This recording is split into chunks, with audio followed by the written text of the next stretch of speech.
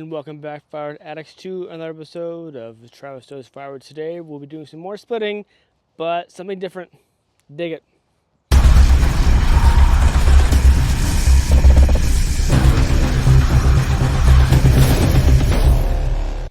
So I know that we did splitting last episode or so, and it's good to have action on the channel. Trying to find a balance between commentary, stories, pro tips, and actual action. And I know a lot of you like the axe splitting. I know a lot of you like the splitting with the champion. I know a lot of you like chainsaws. And there's a lot of channels that's all they do is run chainsaws and they split and they stack. Well, I'm trying to give you the whole gamut of everything, you know? And regardless of splitting last episode, I have a test and a theory, and we'll see how it holds. Now, I hope that plane does not pick up on microphone. I think a lot of us have stacked rounds of wood, like you see here, that have been sitting for a while, either covered or in the elements, what have you, and it's just been pushed away to the side, neglected, not done. But then you wonder to yourself, well, that's been sitting for several months. How dry is it inside? Because this wood is not fresh fresh cut. This wood here has been cut since, I don't know, like last summer or so. So it's been sitting for several months. And it's been in elements. It's not covered by any means. It's out in the open. Yes, I've added a few cedar blocks on top, a few other rounds, but this is, I believe, the bottom part is apple. So you may already have the answer to this in your head. You may have had experience with this already, but what I want to check out is using the champion, split up this wood, and what we're going to do is I want to check the inside. I want to check the inside to see how moist it is inside, or slash how dry it is, and can I burn this right away? Now, granted, I know this is probably not going to be seasoned, but because it's not fresh cut stuff, it's not green by definition. It's green in terms of maybe like the moisture content, but it's not dry, but it's not green fresh, kind of somewhere in the middle. So it could be between maybe like 30 and 20%. That's a big 10% of being not seasoned and being seasoned. So let's fire up the champion.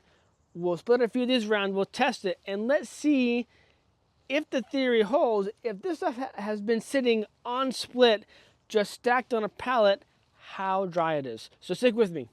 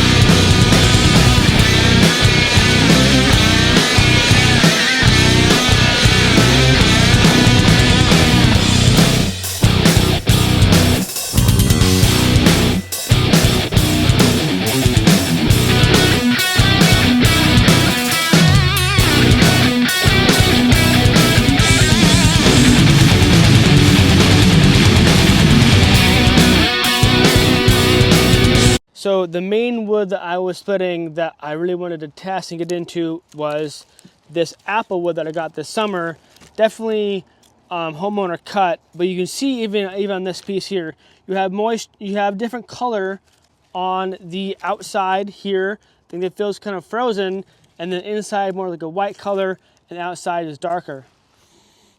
I can't really smell anything, but I guess, and then so I was going to use this apple wood and I was going to sell it as smoker wood. So I contacted a local smoker barbecue restaurant saying, hey, like I have some apple wood. It's not seasoned, but it's available. And he's like, I only smoke with seasoned wood.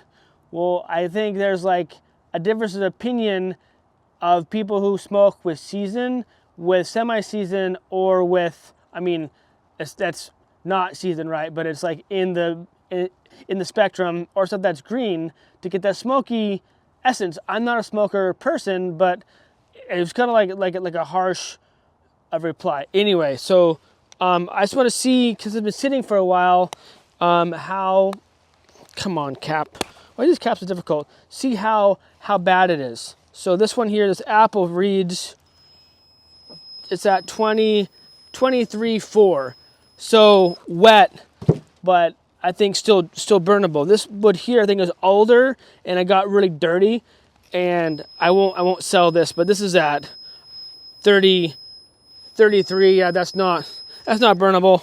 That's not burnable. Let's see another piece of apple. This is tough stuff. I can barely dig in. This is at 22, so doable. Let's see here, another piece of apple wood. Do you see that or not? 22 ish. Another piece over here. So this is all freshly split stuff. So you know I can test the inside and it will read 23. Okay. So this piece here, 23.5. Let's test some cedar that I split too, okay? This stuff here, cedar, this is the fresh split here. That's at 19, 18. So cedar is fine. Apple is doable. You're not gonna quite get the full range of the BTUs on it. It's at right there. I think if I let it hang out next to the wood stove for a bit, it'll dry out enough. And because it's dirty, odd shaped lengths, I'm not gonna even bother with having to try to sell it. This is just gonna be for my own wood stove. And a part of this is seeing if I can store wood, seeing if I can split it and burn it right away for my own consumption, as well as maybe to sell.